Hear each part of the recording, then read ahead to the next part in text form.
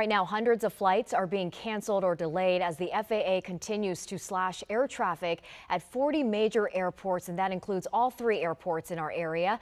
This is all due to safety concerns connected to the shutdown. And our Marcella Robertson is at Reagan National talking to travelers who are already feeling the impact.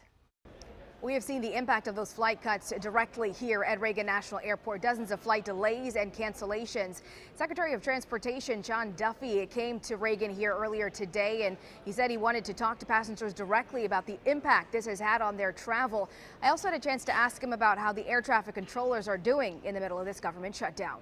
Can you talk about the morale of the air traffic controllers right now? Obviously, long hours, some are not coming to work, unpaid for the last couple of weeks. What's the morale like? So, listen, you don't get paid.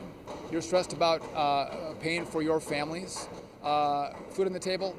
There is stress, and we see that. They're not happy. But you know what? Most of these men and women are great professionals. I've told you this. We don't have the best equipment. We do have the best controllers. And they work really hard, and they care deeply about keeping Americans safe through our airspace. And I'm grateful to them for that. But let's not lie about the pressure they're under. What's happened is a lot of the same controllers come to work every single day. We have that group. Then we have another group that has a longer record of not showing up.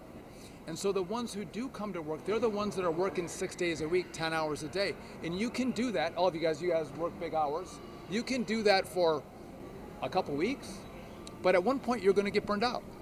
You're going to get burned out. And that's what we're seeing now. There's a higher level of fatigue with the controllers because they've been doing this for a long time as we've tried to mitigate the impact of the shutdown.